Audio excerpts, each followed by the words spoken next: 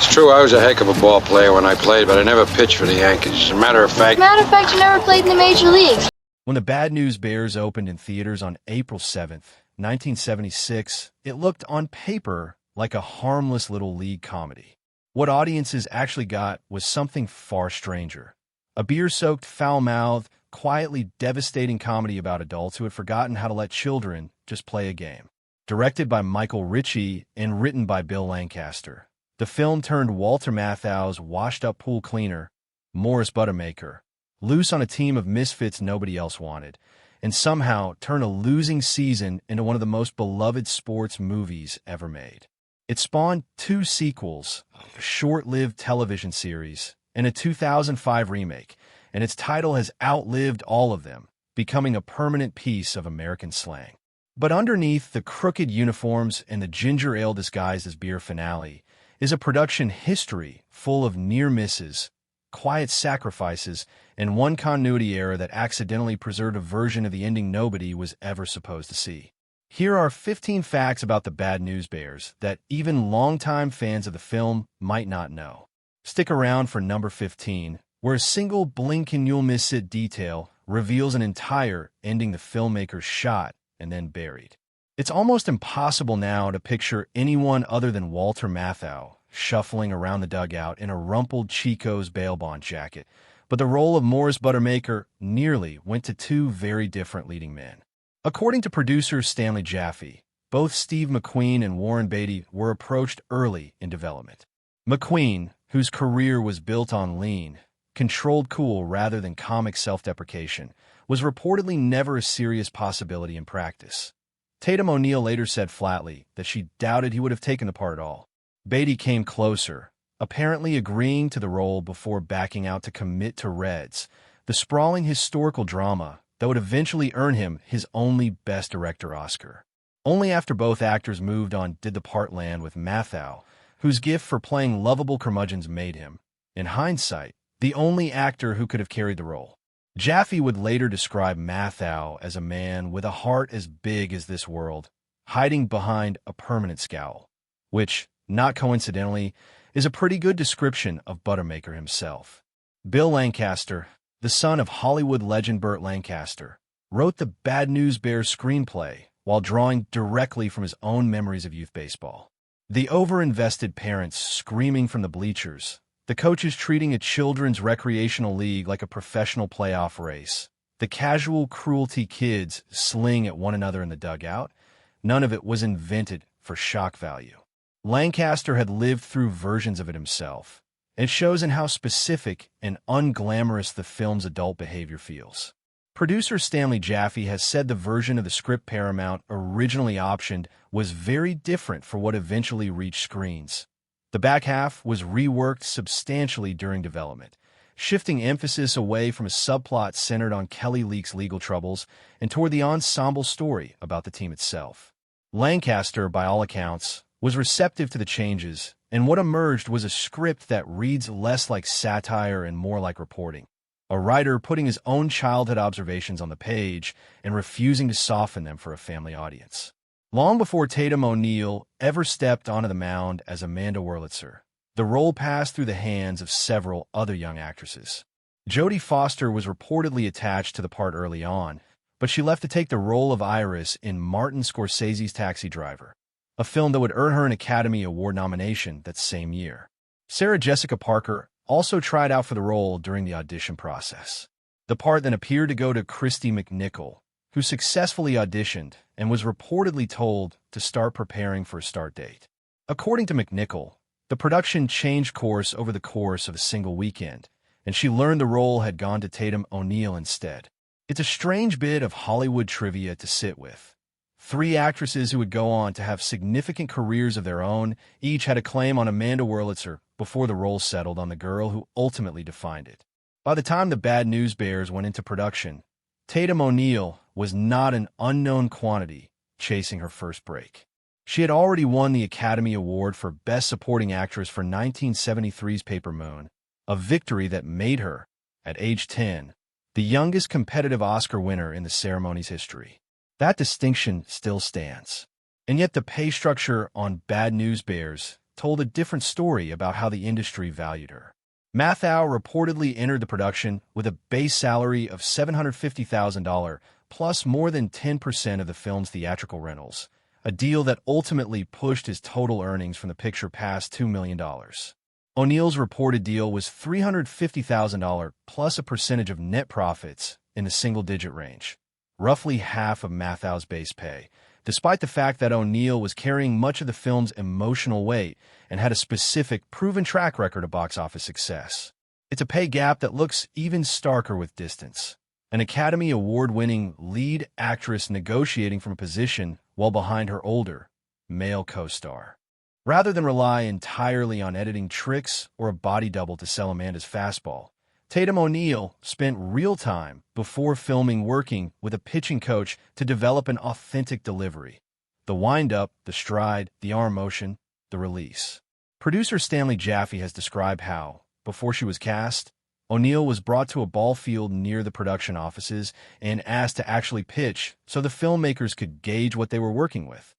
By his account, she wasn't especially polished at that first tryout, but the production decided they could work around it and build her up.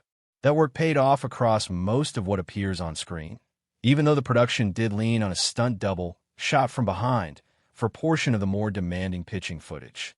The mix of real preparation and practical filmmaking trickery is part of why the character reads as convincing. Audiences are watching a mostly genuine athletic performance from a young actress who put in real hours to earn it. Watch now. It's genuinely startling that The Bad News Bears carries only a PG rating. The film includes children using ethnic slurs and profanity, kids smoking cigarettes on camera, a coach who drinks steadily throughout the season and behind the wheel of his car, and a climactic scene where that same coach hands out beer to a team of preteens. Part of the explanation is timing. The PG-13 rating didn't exist yet in 1976. It wouldn't be introduced until 1984, which meant the MPAA's only real options between AG and R were nothing much and PG. The Bad News Bears landed on the family-friendly side of a line that, by any modern standard, it probably shouldn't have. The backlash at the time was real. Parents who brought children expecting a straightforward sports comedy were caught off guard by language and behavior that pushed well past what a green rating band usually signaled. But Bill Lancaster wasn't writing a cautionary tale about prejudice or bad behavior. He was reproducing, without much editorial comment, how kids in unsupervised, high-pressure competitive environments actually talk to one another. Whether or not that justified the rating, it's a significant part of why the film still feels raw and unpolished in a way most PG movies from any era simply don't. The film's ending is one of the more unusual conclusions in 1970s American cinema. Not because the Bears win the championship, but because they lose it and celebrate anyway. After Kelly Leak is thrown out at home plate in the final inning, sealing the loss, the team responds by spraying and chugging beer in a full-throated party that plays more like a title-clinching celebration than a runner-up consolation. According to actor Gary Lee Cavagnaro, who played Engelberg, the bottles used in that scene were actually filled with ginger ale rather than alcohol, allowing the production to shoot the sequence with an entire cast of children without anyone actually drinking beer on camera. The illusion holds completely in the finished film. It looks and plays exactly like an alcohol-fueled celebration, which only reinforces how deliberately the filmmakers were staging the moment. Mathau's Buttermaker, notably, drinks the real thing throughout the picture, cycling through an assortment of cheap domestic beer brands that functions as its own quiet piece of characterization, a man who stopped caring about the label a long time ago. The Bears jerseys carry the name of Chico's Bail Bonds, and the choice wasn't an invented gag dreamed up purely for laughs. It reflected the kind of scrappy, low-rent sponsorships that actually funded underfunded youth leagues at the time, standing in sharp contrast to the polished, corporate-feeling uniforms worn by the Yankees, the team's chief rivals in the league. It's a small detail, but it does a lot of work. Every other team in the film's fictional league borrows its name and colors from an actual major league club. The Yankees, the Athletics, the White Sox, except the Bears, whose colors and identity belong to nobody but themselves and their unglamorous bail bond sponsor. That single choice reinforces the team's status as outsiders before a single line of dialogue makes the point explicitly. Everyone else in the league is playing dress-up as a real team, and the Bears are simply, nakedly themselves. Two of the more memorable Bears are brothers Jose and Miguel Aguilar, whose characters barely speak English and spend much of the film looking politely lost during team meetings and strategy sessions. The actors who played them, Jamie Escobedo and George Gonzalez, were in reality native English speakers from Los Angeles who had little to no working knowledge of Spanish. Rather than casting bilingual performers, the production had Escobedo and Gonzalez memorize their Spanish dialogue phonetically, learning the sounds of the lines without necessarily understanding their full meaning in the moment. It's a strange bit of behind-the-scenes irony.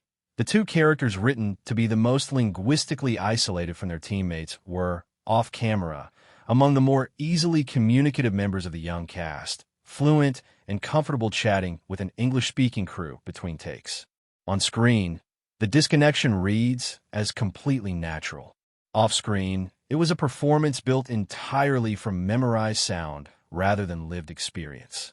The film's rival coach, Roy Turner, played by Vic Morrow, is one of the more genuinely unsettling adult figures in the movie, a man who pushes his son, pitcher Joey Turner, far past any reasonable line for a children's league. In one confrontation, Turner slaps his son across the face after a poor outing. According to Brandon Cruz, who played Joey, that moment wasn't fully staged in the gentle, pulled-punch way film slaps often are. Cruz has said in later interviews that Morrow was standing closer than rehearsed and that the contact was real, delivered with more force than the scene technically called for. Cruz has spoken warmly about working with Walter Matthau on set, but his comments about Morrow have been notably more guarded, describing him as a difficult person to warm to. It's a reminder that some of the film's rawest, most uncomfortable adult behavior wasn't purely a matter of good acting. At least one scene carried real tension onto the set itself. Buried in the cast, as an unnamed player on the Athletics, is Charlie Matthau, Walter Matthau's real-life son, who landed the small role through what he has since cheerfully described as straightforward nepotism. It wasn't a starring role by any measure, but Charlie has spoken fondly about his time on set, recalling his father's easy rapport with the young cast and the regular presence of Jack Lemmon, Walter's close friend and frequent co-star, who would stop by to visit during filming. Joyce Van Patten, who played league manager Cleveland, later described Matthau as a kind of Pied Piper figure capable of managing a large, unruly group of child actors without losing control of the set, a skill that likely made room for exactly the kind of casual, family-adjacent casting that put his own son in a Bears vs. Athletics ballgame. The instantly recognizable original theatrical poster for the Bad News Bears, all exaggerated, kinetic caricatures crammed into a chaotic single frame, was the work of Jack Davis, one of the founding cartoonists of Mad Magazine and one of the most prolific commercial illustrators of the 20th century. Davis had already built a reputation for oversized heads, skinny legs, and huge feet stuffed into frantic, overcrowded compositions, a style he'd previously brought to the poster for its mad world and would later apply to films like Kelly's Heroes and The Long Goodbye. His take on the Bears captured the tone of the movie before anyone bought a ticket. Matthau's Buttamaker looking like a man who has made peace with several bad decisions, and the surrounding kids radiating exactly the right blend of scrap